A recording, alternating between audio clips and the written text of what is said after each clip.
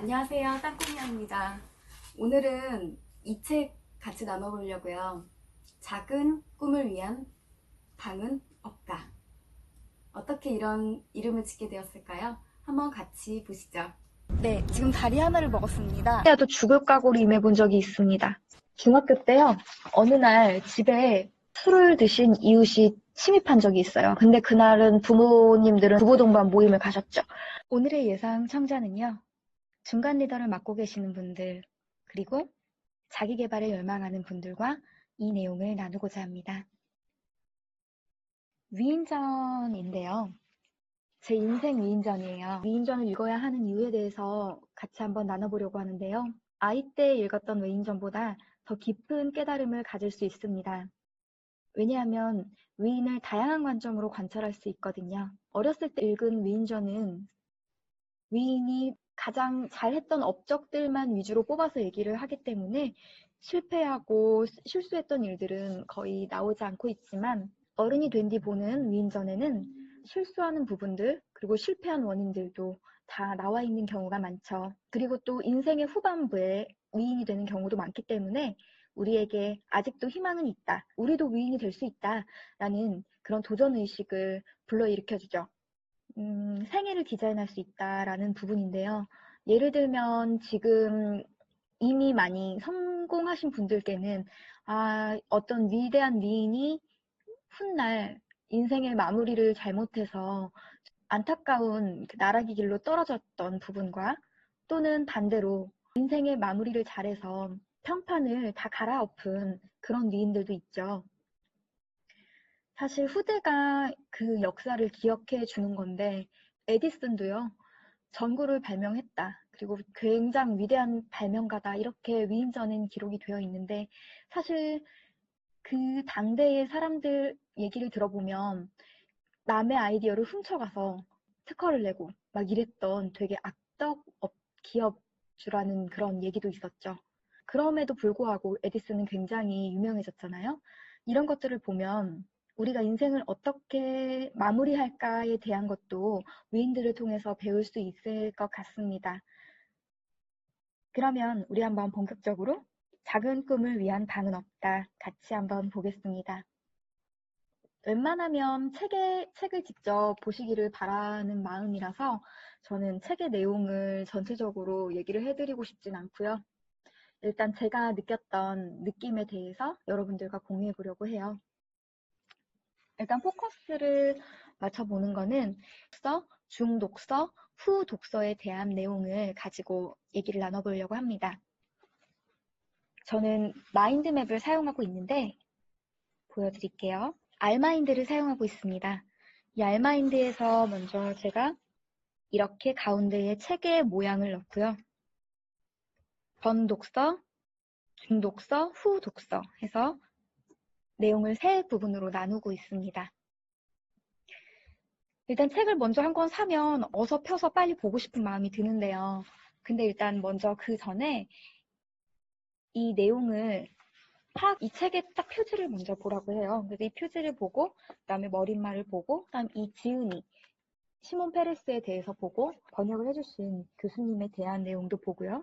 이렇게 다양한 부분을 보는데요. 먼저 읽기 전에는 질문을 합니다. 사랑하는 사람에 대해서는 더 많은 궁금증이 생기잖아요. 그런 것처럼 이렇게 책을 돌아보는 거죠. 옛날에 저희 교수님이 다른 동기에게 해주신 말이 기억나는데 중국인 나머지 정리가 네 애인이려니 하고 생각하고 보는 것이다. 그렇게 봐야만 한다. 이렇게 얘기를 하셨어요. 연구할 때요. 그러면 저도 이 책을 볼 때 오늘은 이 책이 저의 애인이려니 하고 보는 거죠. 먼저 작은 꿈을 위한 방은 없다? 라는 제목을 보는 거예요. 왜 작은 꿈을 위한 방은 없다고 생각했지? 이 사람은? 라고 생각을 했죠. 왜 작은 꿈을 위한 방은 없을까? 라는 생각을 하는 거죠. 그리고 누가 작은 꿈을 꾼다고 생각을 하기 때문에 이 사람이 작은 꿈을 꾼다고 했을까? 이런 생각도 해보고요. 여기서 말하는 작은 꿈이란 어떤 의미지? 나는 어떤 꿈을 가지고 있을까? 꿈이 있는 게 나에게 어떤 영향을 줄까? 나는 남의 꿈을 꼭 내 꿈인 것처럼 착각하고 있진 않을까? 꿈을 위한 방은 또 어떤 방일까? 저는 이런 생각을 하면서 이 책에 대한 궁금증을 최대한 불러일으켜 봤어요. 그리고 그 당시의 질문에 답을 할 수 없었던 것들도 많은데 그런 내용들은 이제 그 뒤에 옆에다가 같이 붙여 넣었죠. 왜 작은 꿈을 위한 방은 없을까? 라는 물음에 대해서는 이 책을 다 읽고 나서 알게 됐어요. 남들이 안 된다고 하는 것들도 꿈꿨다는 얘기예요. 뭐 그냥 작은 꿈을 소소하게 성취하는 기쁨에 도취해 있을 때 저는 이랬던 것 같아요. 작은 꿈이란 건 저에게 도전을 줘서 좀 더 큰 꿈을 꿔보라는 그런 의미였을 것 같다라는 생각을 했었습니다. 그리고 저에게 꿈이 있는가? 라고 생각을 해봤는데 나누는 꿈, 공헌할 거리를 만들고 지식을 확장해 가고 이런 것들이 제 꿈이고 각종 재산입니다. 지식도 저의 재산이 될 수 있고 좋은 인맥들, 어떤 것들이든요. 그리고 꿈이 있는 게 나한테는 어떤 영향을 줄까? 요즘 유튜버를 하면서 회사에서 자기도 하거든요. 왜냐하면 시간이 너무 아깝거든요. 한 시간이라도 편집할 수 있는 시간이 될 수 있고 또는 조금이라도 더 책을 보고 공부도 더 할 수 있고 이런 생각들을 하거든요. 이런 생각들도 굉장히 많이 하게 되는 것 같아요. 이분은 평화를 사랑하시는 분이기 때문에 평화를 위해 더 많은 사람의 행복을 지킬 수 있고 생명을 살리는 것 이런 것들이 이분의 꿈이었다고 저는 생각을 합니다. 더 그래서 멋있었어요. 저는 꿈을 주는 자. 내가 내 꿈을 갖고 있지만 내 꿈이 또 다른 사람의 꿈이 될 수 있도록 꿈을 주는 자가 되면 되고 또 그 꿈을 꾸는 것도 꽤 나쁘지 않다는 생각? 그런 생각도 했어요. 그래서 버킷리스트 작성하고 있거든요.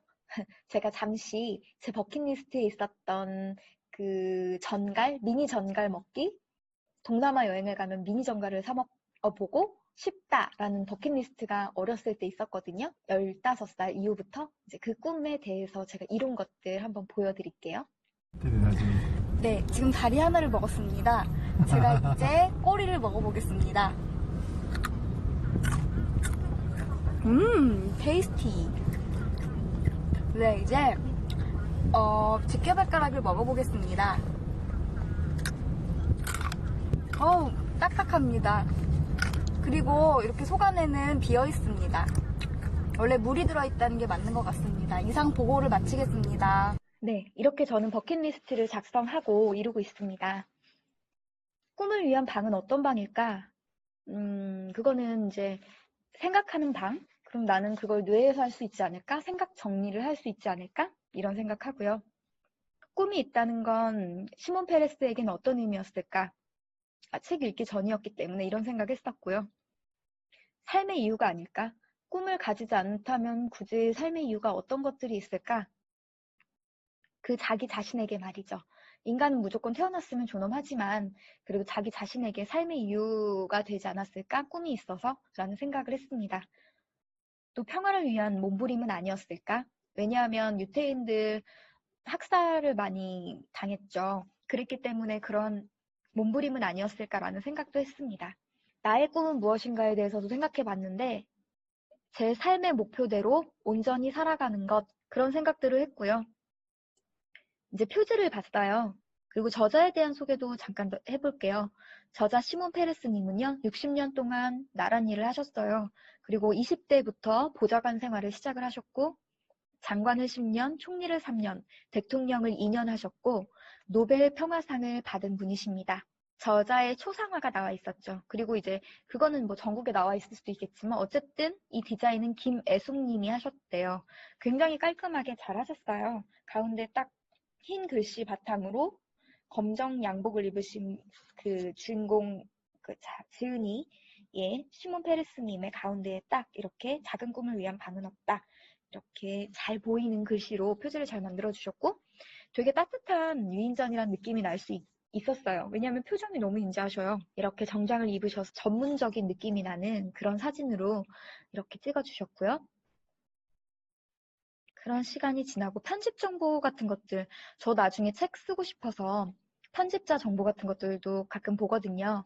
이 출판사는 세멘파커스, 그 다음에 경영 고문이 박시영 선생님, 그리고 옮기니가 윤종록 그 교수님이신데 미래창조과학부의 차관이시고 비즈메카를 만드셨고 벨 연구소의 특임연구원, 세계 미래 트렌드 포럼의 회원, 가천대 석좌 교수 이렇게 되어 있더라고요. 대단하신 분이더라고요. 이분이 직접 그 자녀분, 그분도 만나보셨고 시몬 페레스도 아마 보신 것 같아요. 그리고 그 자녀분께 이 책을 한국에 전달해 주십사 이런 요청도 받은 것 같더라고요. 굉장히 멋있었어요. 개인적으로 부럽기도 하고요. 전 독서는 이렇게 해서 읽기 전에 한번 어떤 내용일까를 꿈꾸는 그런 시간이었고요. 여기는 북세즈, 선릉에 있는 북세즈라는 독서 클럽이거든요. 그 독서 클럽에 3개의 독서 클럽 모임이 있어요. 그중에서 저는 월요일 마지막 주에 움직이는 독서 클럽 LCC의 총무를 맡고 있습니다. 안성민 님께서 너무 멋진 말을 하셨어요. 사명이 있는 자는 죽지 않는다 라는 정말 멋진 명언을 가지고 오셨어요. 예를 들면 우리나라에는 백범 김구 선생님이 계셨다면 이스라엘에는 시몬 페레스가 계셨다. 이스라엘을 잘 되게 하기 위해서 계속해서 노력해 오시고 여러모로 공직 생활을 하셨는데요. 정말 안타까운 거는 이제 우리나라의 백범 김구 선생님이 살아계셨으면 아마 이분같이 위대하지 않았을까, 지금까지 이렇게 멋진 업적을 많이 이루시지 않았을까, 이런 아쉬움도 생각해 보고요. 우리나라 공직자들은 높은 자리에 올라갔을 때 초심을 굉장히 잘 잃어버렸다. 아무래도 권력을 갖게 되면 그 권력 때문에 사람이 많이 변한다고들 하잖아요. 그래서 변하지 않고 정말 처음 초심 그대로의 모습을 죽을 때까지 가지고 가면서 이렇게 많은 사람을 위해 노력할 수 있다는 모습에 대해서 되게 많이 존경스러운 마음을 가졌습니다. 우리나라도 이런 분들이 만약에 그런 분들이 지금까지 살아 계셨다면 어땠을까 하는 아쉬운 마음이 있어요. 그러면 우리나라가 세계 1위의 나라가 되지 않았을까? 이런 생각도 해봅니다. 네, 이제 중독서에 대해서 한번 들어가 볼게요. 내용의 줄거리는 이러합니다. 일단 20대에 정계에 진출을 하고요. 그 다음 두 번째, 이스라엘이 건국됩니다. 그리고 세 번째는 핵시설, 그리고 항공산업이라는 과학 분야에 이분이 공부를 시작을 하게 됩니다. 와, 엔테베 구출 작전 정말 멋있었고 이 대목에선 전 눈물이 났어요. 네, 그런 일도, 인질도 구출하셨고요. 그랬을 때는 군인이셨어요. 정말 직업이 몇 개신지 모르겠어요. 그리고 5번째로는 경제 전문가들을 모아서 경제 문제, 이스라엘의 경제 문제를 해결해요. 경제도 공부하셨고, 그리고 이제 노년에는 세계 평화를 실현하기 위한 그런 여러 가지 활동들을 하셨고, 이런 내용으로 진행이 됩니다. 저는 이 책을 읽으면서 조금 더 생각을 한 게, 내가 설득력을 가지려면 뭐를 갖춰야 할까라는 생각을 했는데, 저의 경우에는 구체적인 숫자와 사실로 말을 무장을 하고 나누기, 이런 부분에 대해서 많이 와닿았어요. 그래서 아무래도 저는 요즘에 이제 빅데이터 분석, 통계 분석, 이런 것들에 조금씩 관심을 갖기 시작했거든요. 구체적인 숫자로 말하는 거요. 이제 각각 챕터별로 제가 관심 있게 읽었던 부분들을 나눠볼게요. 일단 첫 번째, 정계 진출. 청년 때는 키부츠 활동이라고 해서 사막을, 황무지를 개간하는 그런 농부 일을 하세요. 꿈을 키우는 건 이런 것 같아요. 봤다는 거죠. 와, 황무지가 이렇게 개간돼서 열매를 맺는 멋진 땅이 되네? 내가 꿈을 꿔도 되겠구나 라는 거를 저는 이 키부츠 활동으로 이분이 배우지 않았나 싶었습니다. 그리고 이제 키부츠 활동을 하면서 우연히 임원이 되고, 임원이 되면서 이제 벤구리온을 만나게 돼요. 총리를 만나게 되는데, 그런 과정들에 대해서 이제 여기 나누고 있습니다. 저는 28쪽에 대해서 이제 꿈을 주는 사람에 대한 얘기를 했고요. 37쪽에서 제가 너무 좋았던 부분은 어렸을 때부터 책 읽기와 함께한 어린 시절을 가져갈 것으로 보입니다. 이분은 후츠파 정신이라고 해서 후츠파를 찾아보니까 무례하고 뻔뻔하다, 이런 부정적인 의미도 있지만 용기 있고 배포 있고 도전한다, 이런 의미도 있었어요. 이스라엘식 솔직함, 후츠파 정신이 묻어있는 어떤 질문을 받았다, 이런 내용이 있거든요. 영토 문제를 겪죠. 1917년에 원래 땅을 갖고 있던 그 국가들이 이제 많이 박해를 하게 되겠죠. 그리고 많이 반대를 하고 그런 상황인데요. 영국에서는 벨포어 선언을 발표를 했지만 그러고 나서 바로 공격을 막 당하기도 해요. 58, 59쪽에 제가 생각을 했던 부분은 정치 시작을 하고 그때 육아도 시작을 하셨죠.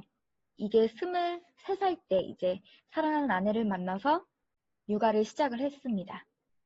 일찍이 가족을 구성해서 안정을 빨리 찾았고 일단 그 이후로 이제 시작을 했고요. 일단 정치라는 것이 밉지만 먼저 돕는다. 우선 돕기. 하긴 세상에서요, 먼저 주지 않고서 얻게 되는 건 없다고 생각을 해요. 그래서 항상 먼저 주는 거. 그래서 밉지만 우선 도왔다고 합니다. 60페이지에서요. 저는 이것이 정치다라는 생각을 했습니다. 그리고 이분은 발로 뛰는 정치를 했죠. 67쪽에서 하시는 말씀은 이렇게 멋지게 말을 해요. 벤구리온이 한 말씀이시네요. 벤구리온은 경청하는 습관이 그저 좋은 리더십의 한 요소가 아니라 열쇠 그 자체임을 내게 보여주었다. 리더가 되려면 경청을 하는 습관을 잘 들여야 한대요.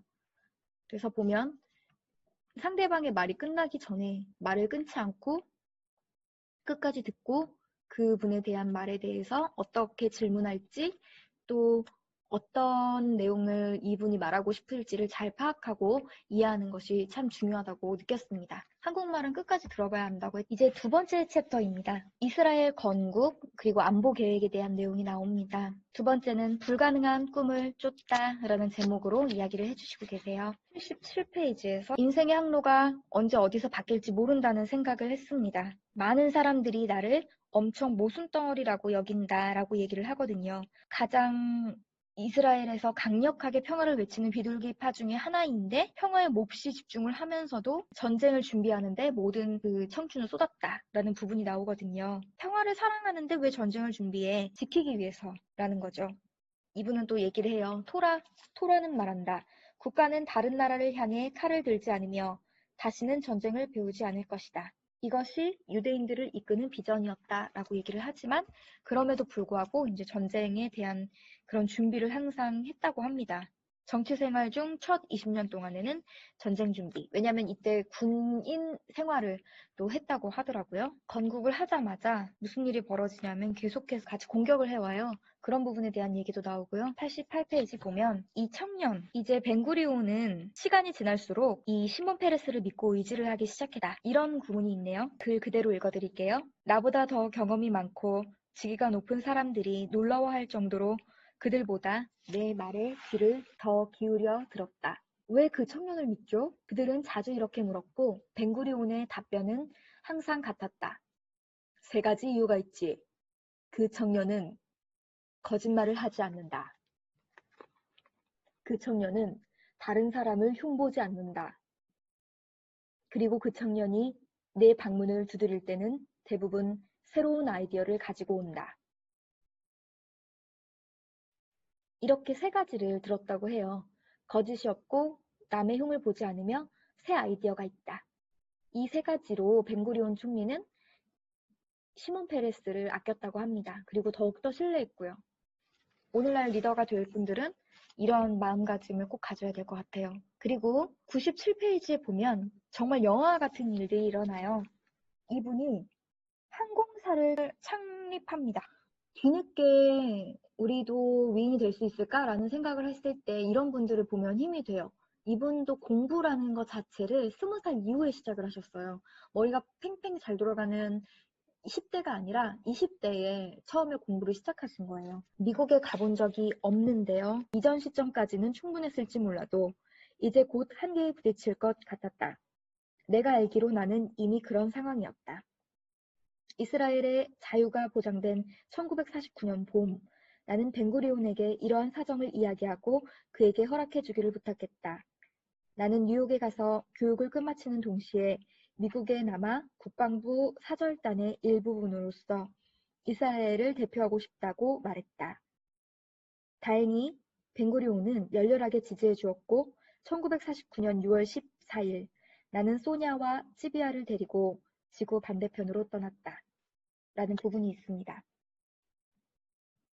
부족함을 깨닫고 하는 공부가 정말 그때부터 진짜 공부가 되는 것 같아요. 그래서 항상 내 부족에서부터 뭔가 배움은 시작되는 것 같습니다.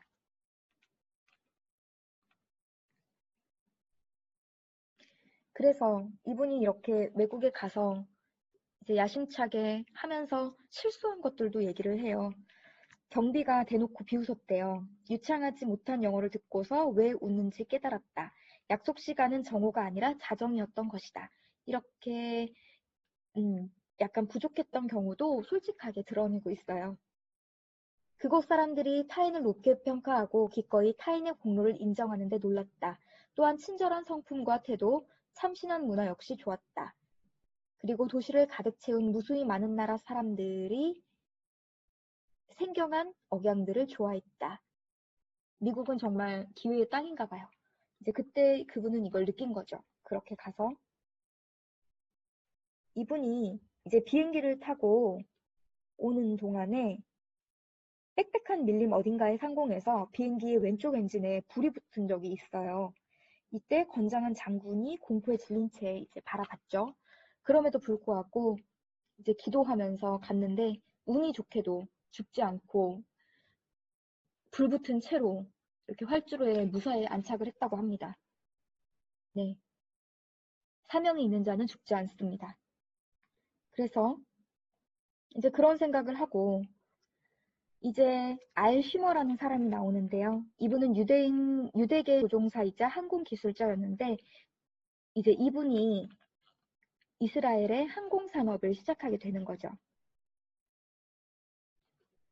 그래서 이분과 함께 이제 항공기를 들여오는데 그것들이 외부 주변 나라들의 위협이 되지 않게 하기 위해서 일부러 영화사를 만들어요. 그래서 그 영화사에서 영화를 찍기 위해서 비행기들을 사들인다. 중고 비행기들을 사들여서 그걸 부셔서 다시 재조립해보고 다시 붙여보고 이런 과정으로 기술을 익히게 된 거죠. 그러면서 그때 무기와 탄약들을 싣고서 이제 이스라엘에 들어오는 거죠. 그래서 영화사를 만들었다는 것도 되게 재밌더라고요. 어떻게 이렇게 캐파가 큰 것들을 했을까? 정말 부럽더라고요. 어떻게 보면 사람들이 권력을 갖고 싶어 하는 거는 영향력이 많아졌을 때 할 수 있는 게 크니까 그런 것들 한번 다 해보고 싶어서일까? 이런 생각도 했어요. 높은 자리에 갈수록 할 수 있는 게 많잖아요. 영향력이 커지는 거죠.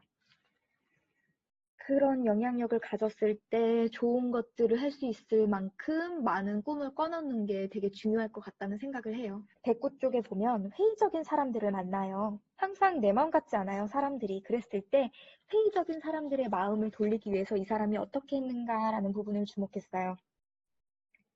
벵고리온은 프랑스와의 협력 관계에 대해 항상 회의적인 태도를 보였었다.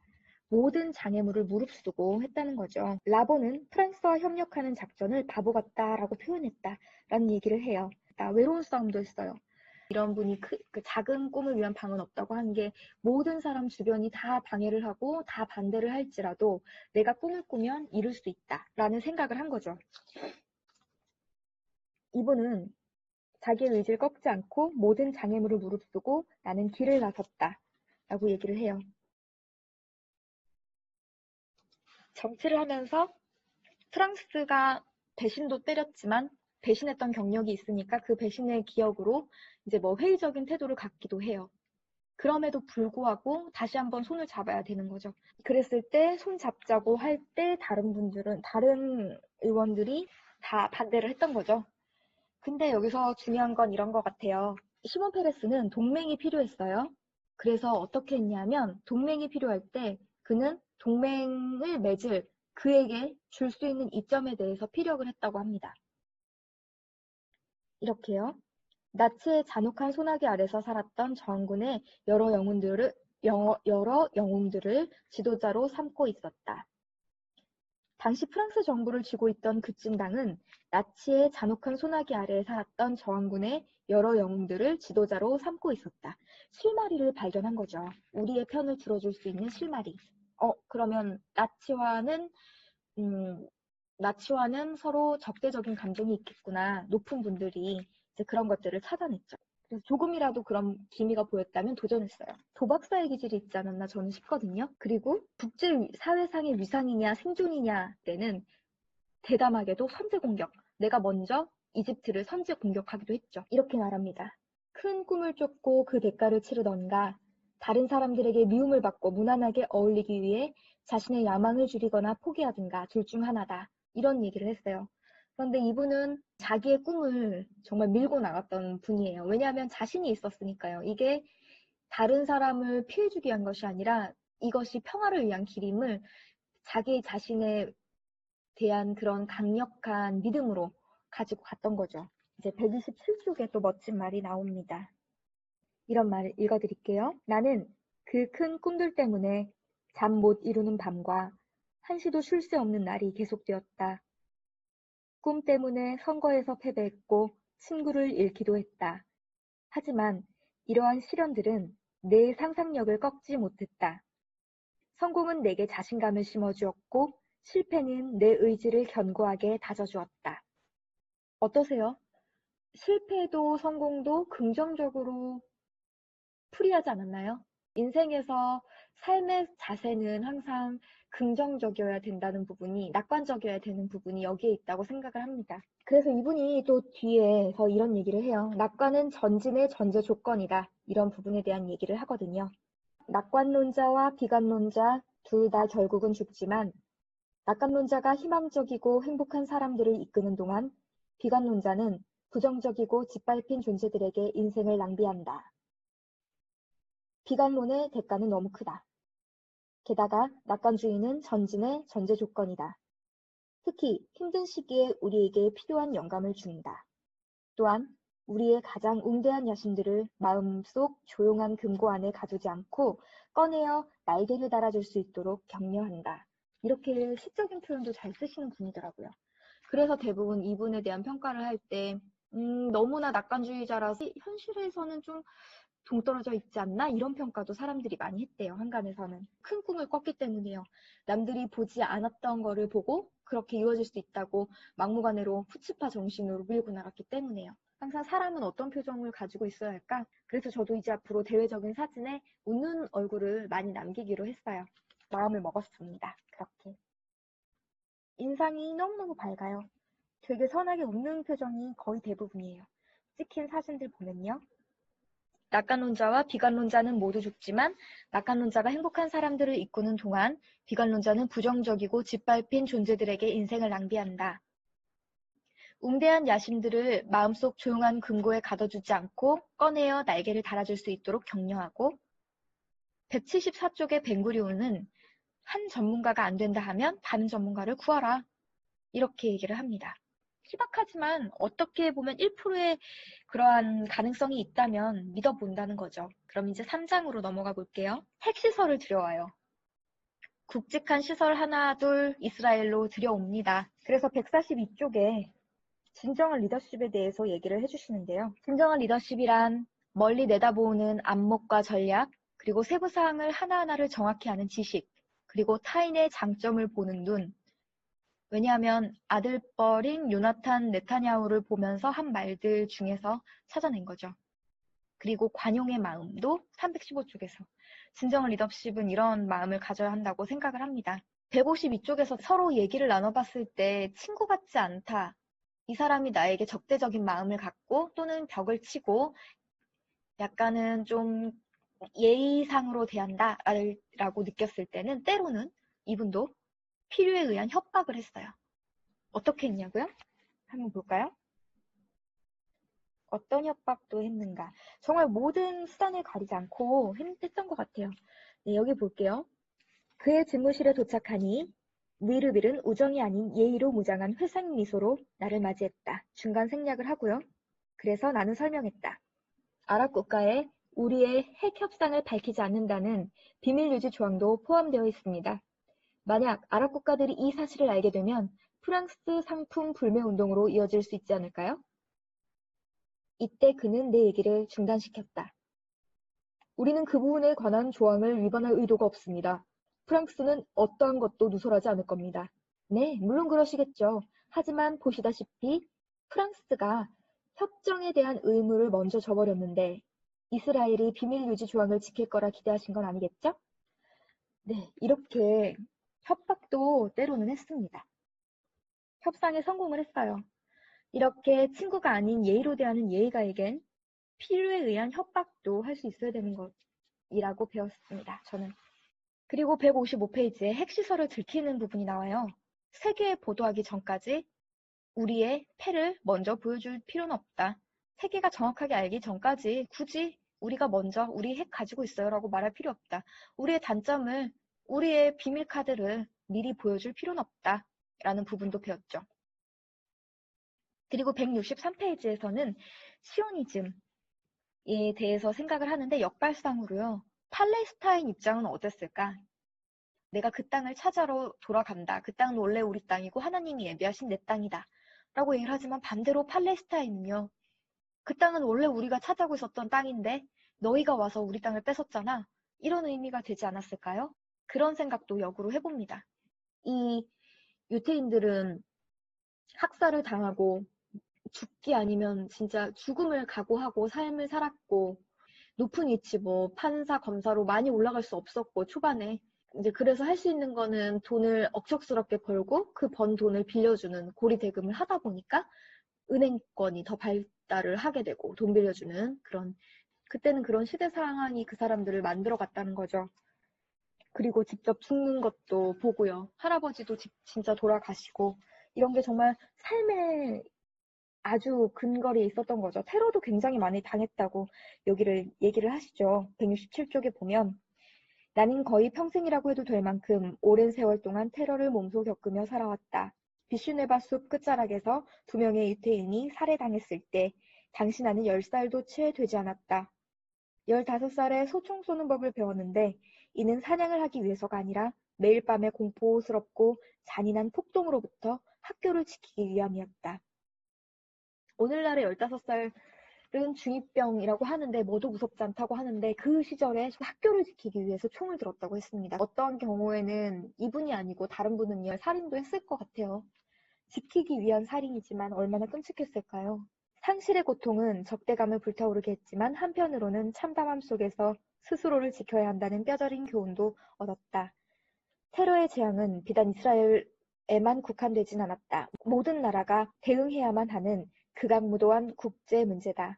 이는 타협이나 양보로 해결할 수 없는 치명적인 전염병과 같다. 여기에서 이제 좀 있으면요, 엔테베 작전이라고 해서 테러리스트들을 맞서는 내용이 나와요. 네 번째 주제로 가볼게요. 인질구출 작전입니다. 이 부분은 진짜 영화예요. 제가 여기서 깨달은 건요, 정보 수집, 연습, 기회를 잡기 위한 철저한 준비예요. 벤구리온 공항에서 출발하여 파리 오를리 공항까지 가는 에어프랑스 139호기가 아테네를 경유한 후에 납치되었다. 비행기는 지금 납치범들에 의해 운항되고 있으며 목적지는 알려지지 않은 상태입니다. 1976년 6월 27일 일요일 벤구리온 공항에서 출발해서 파리 오를리 공항까지 가는 에어프랑스 139호기가 아테네를 경유한 후에 납치가 된 거예요. 납치범이 누군지 찾아봤더니 팔레스타인 해방전선 구성원이라는 사실을 알게 됐죠. 비행기 안에는 약 250명가량 되는 승객이 떨고 있었고 그중 이스라엘 국민이 100명이 넘었으며 프랑스인인 에어프랑스 직원 12명이 있었다고 합니다. 국회에서는 여러 의견이 분분했어요. 해방전선 사람들은 자신의 나라에 있는 테러리스트들을 석방해달라라는 그런 요구를 했는데 그 석방을 해야 될지 말아야 될지에 대한 되게 많은 의견이 분분하게 서로 엇갈렸었거든요. 그래서 외교 정책도 펴고 이제 굉장히 많은 나라들과 이렇게 정보를 보내고 비밀리에 굉장히 많은 정보들을 서로 수집해요. 그런데 납치범들의 얘기를 들어주자는 의견도 되게 많았는데 되게 단호하게 자신의 뜻을 굽히지 않아요. 한 번 납치범들의 이야기를 들어주면 다음번부터는 또 이렇게 해서 테러를 일으키고 다 그거를 인질로 잡을 거다. 단호하게 잡아야 된다. 초장이 중요하다. 이렇게 생각을 해서 이분은 절대로 물러서지 않습니다. 그리고 뒤에서 군사 연습을 계속했어요. 저는 이 부분에서 되게 많이 감동받았거든요. 어떤 부분이었냐면 구출을 하기 위해서 정보를 수집하고 굉장히 많은 연습을 했어요. 예를 들면 발표도 사실 그렇잖아요. 뭐 학회 발표를 하러 나가려고 하면 5분 말하기, 7분 말하기, 10분 말하기, 그때 그 상황에 따라서 의장이 몇 분 말하기를 시키게 되면 그때 꼭 해야 되는 얘기 또는 해서는 안 되는 얘기 이런 것들 연습을 하잖아요. 10번이고 20번이고 말하기 연습을 하게 되는데 그런 것처럼 이분은 인질 구출 시뮬레이션을 정말 많이 해본 거예요. 그리고 제가 또 이 부분에서 감동받았던 건요. 몇 명이 죽었고 그분들 한 분 한 분의 이름을 직접 적어줬죠. 정말 이 부분에서 전 진짜 감격의 눈물이 핑하고 돌더라고요. 크고 작은 성공들이 모여서 자랑스러운 내가 될 수 있겠다. 네, 이 인질 구출 작전 꼭 한번 읽어보세요. 정말 너무 재밌었어요. 죽을 각오로 임해본 적 있나요? 어떤 일에? 땅꼬미야도 죽을 각오로 임해본 적이 있습니다. 중학교 때요, 어느 날 집에 술을 드신 이웃이 침입한 적이 있어요. 근데 그날은 부모님들은 부부동반 모임을 가셨죠. 그리고 전 다음날 국사 시험이 있어서 공부를 하고 있었고, 여름이었고요. 공부를 하고 있었고, 이제 언니는 언니의 방에서 자고 있었습니다. 그래서 언니랑 저밖에 없는데, 제가 이렇게 소리를 내면서 책을 읽어가면서 공부를 하고 있는데, 갑자기 이웃집에서 그만해! 라는 소리를 하면서, 막 어떤 분이 화를 내시는 거예요. 이렇게 창문이 열려 있었긴 하지만 목소리가 크지 않게 책을 읽고 있었거든요. 그랬는데 갑자기 저희 집으로 오셔서 문을 쾅쾅쾅쾅 두드리시더니 급기야는 쨍그랑하고 깨부시고 들어오신 거예요. 저는 그때 너무 무서웠고요.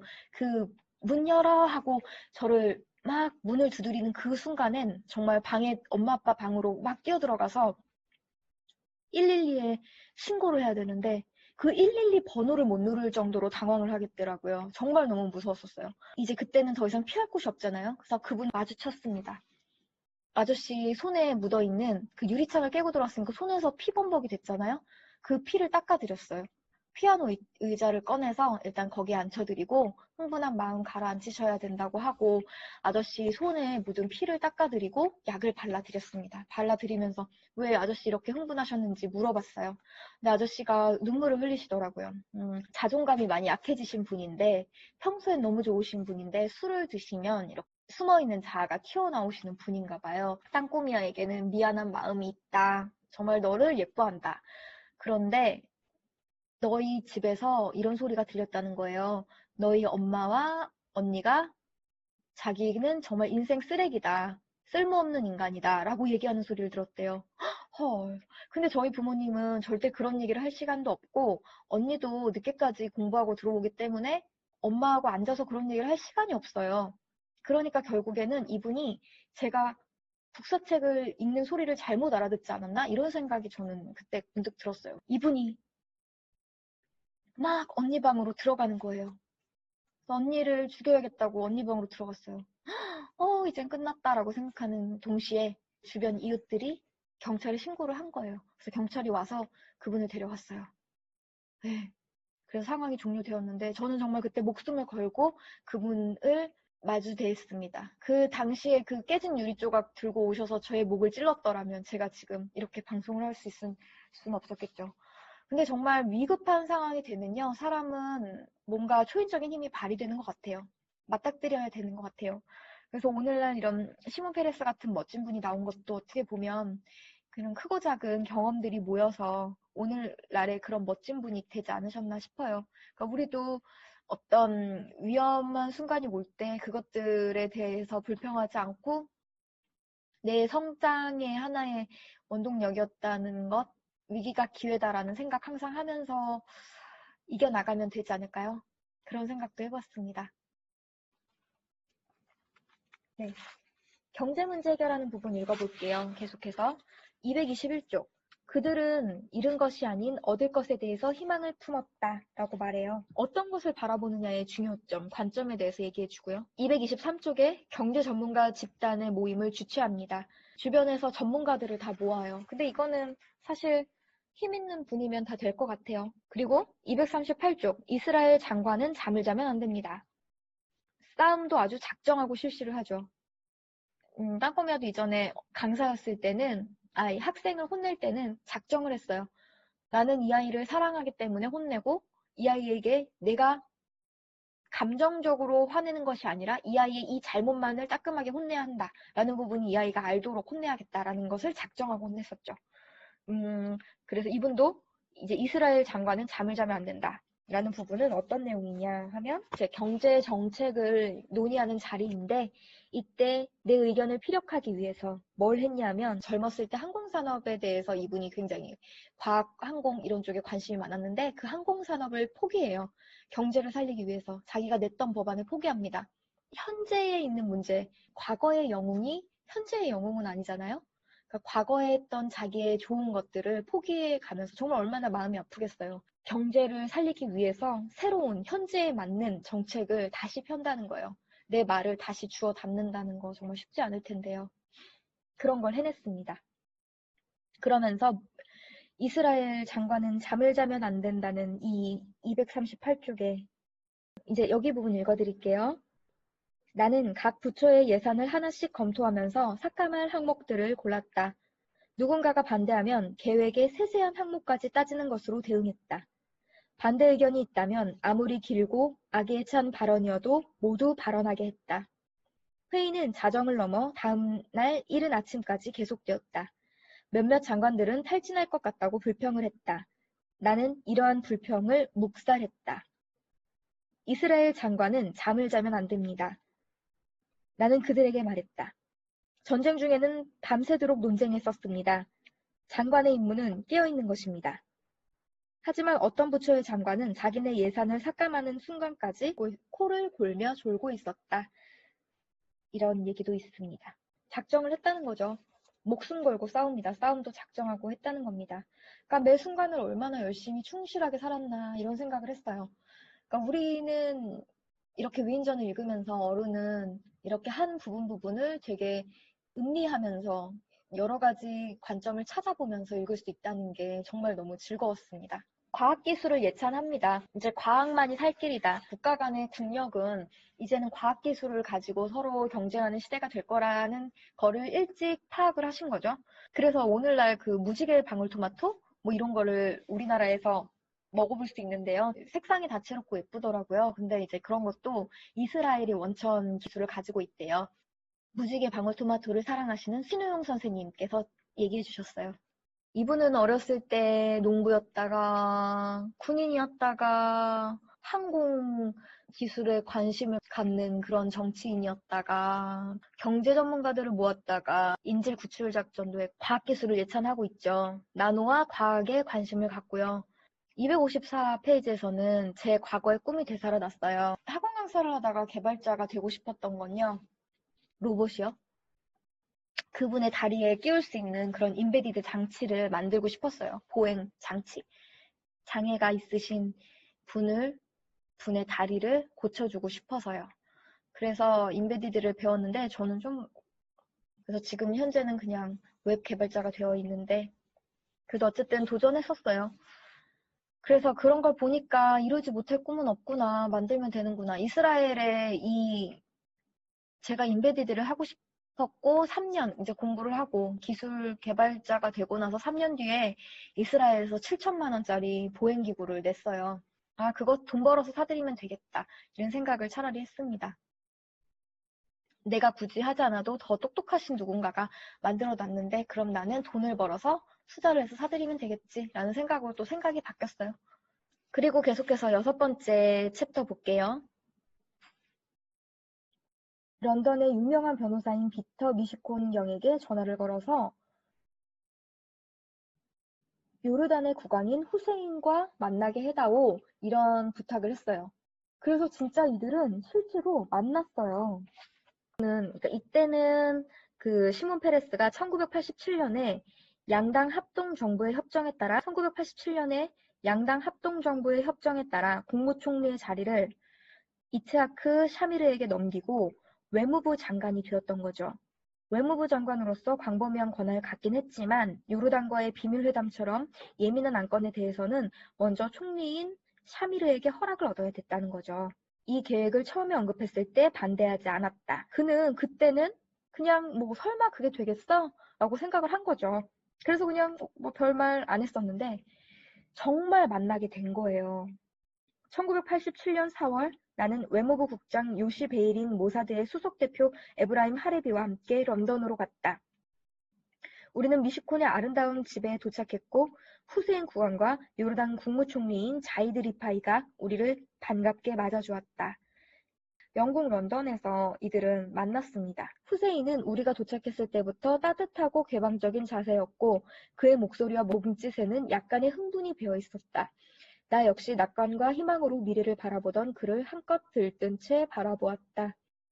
이 모임이 끝난 뒤에 이스라엘이 영토를 포기하거나 예루살렘의 지위를 바꾸는 일 없이 팔레스타인 문제를 해결했던 거죠. 비극적인 결론을 말하자면 그는 합의를 망칠 준비가 되어 있었습니다. 샤미르는요, 그때 국무총리는 나와 아무런 상의도 하지 않고 모시 아렌스 장관을 워싱턴으로 보내 슐츠와 만나게 했고, 만약 미국이 이 합의안의 초안을 이스라엘과 요르단에 제출을 하면 샤미르가 이를 미국이 이스라엘을 지정학적 문제에 부적절하게 개입한 것으로 간주하겠다고 전했습니다. 그렇지만 이 시몬 페레스는 절망에 굴하지 않고 계속 노력했어요.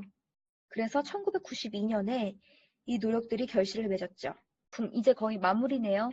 내가 처음으로 국무총리직을 맡았을 때 이스라엘은 결속력이 더 단단해졌다. 이렇게 중독서를 마쳤습니다. 후독서는 이제 독서 토론 분들과 서로 나누었었는데요. 몰입의 기쁨을 주었던 책입니다. 끝까지 꿈을 꿀 것이며 이루지 못할 것은 없다는 신념하에 평화를 위한 꿈을 계속해서 꿀 것이다. 라는 그런 메시지를 저는 느꼈습니다. 그래서 제목이 명확하지 않아서 생각의 여지를 주지 않았나 싶어요. 예를 들면 큰 꿈을 꿔라, 원대한 꿈을 꾸어라, 뭐 이런 식으로 했으면 그냥 그랬을 것 같은데 작은 꿈을 위한 방은 없다. 에잉? 무슨 말이지? 라는 생각을 했던 거죠. 작은 것 같아 보이지만 큰 소명이다. 그 중보기도 하시는 할머니들의 그런 소명들도요. 얼마나 감사해요. 우리를 위해서 기도해 주시는데요, 교회에서. 그런 할머니들의 중보기도도 할머니들의 중보기도도 작은 것 같지만 큰 소명이다. 최은혜님은 유태인이고 싶었다. 라는 말씀하시는데 저도 그런 생각을 했습니다. 네, 이렇게 한번 독서를 나눠봤어요. 이 책에 대한 내용을 이해하시는 데 많은 도움이 되셨을까 싶습니다.